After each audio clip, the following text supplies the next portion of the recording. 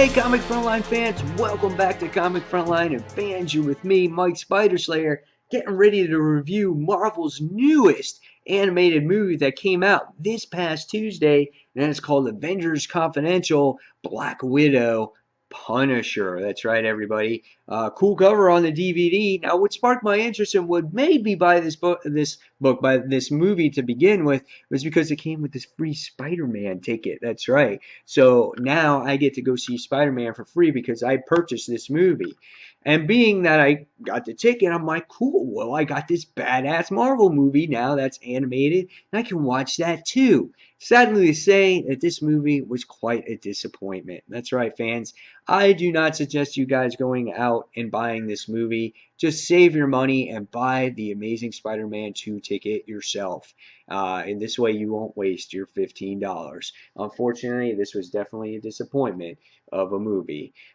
Basically, what this movie is about is Black Widow and the Punisher, Frank Castle, teaming up to stop this terrorist group, otherwise known as Leviathan. That's right. They're creating these super soldiers that are going on the black market, and they're going up for auction and for all the bad guys to buy. And these are supposed to be this impenetrable enemies that you can't stop. Unfortunately, these soldiers, when you see them in the actual movie, they can get killed very easily. First, you see them in the streets pushing cars and throwing people around. But then when it comes to Frank Castle and Natasha stopping them, hell, all you need is a freaking shotgun in the kneecap and they fall to the ground. And supposedly, instead of destroying your enemy, they just look around and stare at you for a little while. That's really great super soldiers there. So, in the movie, basically, pretty much all you see in this movie is Nick Fury, you see the Punisher, and you see Black Widow. Now, I understand that these characters are the feature characters in here, but it was nice to see more of a supporting cast so the movie wasn't so drawn out. This whole movie really focused on Natasha. She was the main person in this, where she had this love interest, and his name was Elias, and he was a former SHIELD scientist, and they were together. They were an item. But he felt that he was never good enough for Natasha, that he was never her equal, that he was never the superhero. So he left SHIELD and he became this scientist for Leviathan and came up with these super soldiers and gave him super strength. And they wound up, coming face to face to each other when Natasha and Frank wind up going and infiltrating their base. They wind up coming face to face, Elias and Natasha, and they start doing this battle. And the battles are like ja ja ja ja ja, and they fight and like flames, so like smoke comes out of their hands while they fight because they're fighting so fast. And then so many times in this movie, when you see battles, they hit each other in the fists and they do this, and they stare at each other, and then they'll just stop. And they'll start saying, I loved you. I can't believe you loved me, but I want you to be my hero. And she says, but you always were my hero. And that's what this movie was the whole time. Like, how many times do you have to explain that I loved you, but you were okay? It was so cheesy. And another thing of this is that Frank Castle is like superhuman in here. In the beginning of the movie, when he makes his appearance, he blows up this whole warehouse, and the whole warehouse blows up. Here comes Frank Castle. I'm walking through. I'm fine. And then Tasha gets beat up so much in this show, in this movie, that she's not affected. Her ex-boyfriend, Elias, has this superhuman strength. He can punch concrete and put holes in the concrete, and when she gets punched, she's okay. She flies 500 feet and she lands on her feet. And it's just like, it's so improbable, it's not even funny, based off of the superpowers that these characters have, or lack of there's no way they would survive. This movie has so many inconsistencies with the Marvel Universe, it's not even funny. It is a joke of a movie.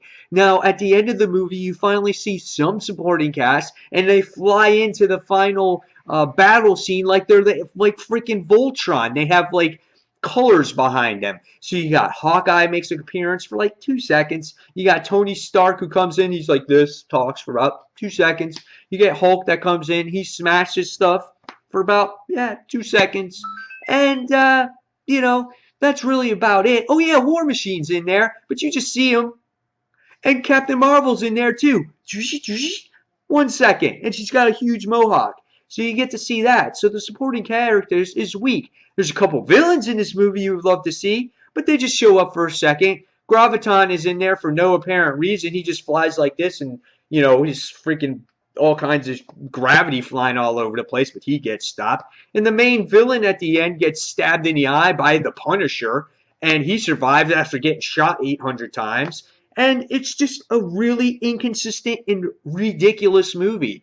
I can't believe I sat here for an hour and a half and watched this movie. I'm so happy that I'm kind of venting this now more than it is an actual review. But it's kind of ridiculous how dumb this was. I can't believe I paid $15 for it. I'm kind of disappointed that I did. I should have just spent the money on the movie ticket. Anyway, when you go into our actors here, Jennifer Carpenter is Natasha Romanoff. If you guys are not familiar with Natasha or Jennifer Carpenter, she played in movies she played in Dexter, and she played in Quarantine in 2008. She played in The Exorcism of Emily Rose and Battle in Seattle. I thought that her character drawn on the screen wasn't that bad, a little lengthy for my taste, and I thought that the script that was given to her was it was there. It was typical dialogue, nothing out of the ordinary. When you look at Frank Castle, who's played by Brian Bloom, I thought his acting and his voice in the movie was just absolutely horrible as well. It's just your typical vigilante. I talk like this. I'm like Batman. He's like a Batman wannabe. I mean, this movie was horrible. This was worse than like Batman and Robin. He played in the A-Team, Once Upon a Time in America. He also played in, I guess he's in Call of Duty Modern Warfare. So he's actually done some voice acting in other animated movies and things like that. When you look at Nick Fury, John Eric Bentley is the other actor's name. Again, what has he done? Well, let's find out real quick. This movie. And Heart of Dixie. Yep. Crazy Ones. Yep. Stuff like that. So he also did Transformers Revenge of the Fallen, Resident Evil Extinction, Madagascar 2, and of course, yes, this movie. So, when you look at it, the dialogue just wasn't there either. This movie was very, very weak. At best, I'm going to give this a 2 out of 5. There was some good action scenes. Again, the best part was when the Avengers made their appearance for the 2 seconds that they were there. Otherwise, that was about it. So, in my recommendation, stay away from this movie. Don't watch it. Avoid it at all costs. And that's me being nice. So, guys, this is my review on Avengers Confidential, Black Widow, and Punisher. So guys, until the next comic review or review in general, this is Mike Spider Slayer signing off. Take care, everyone. See you soon. Bye.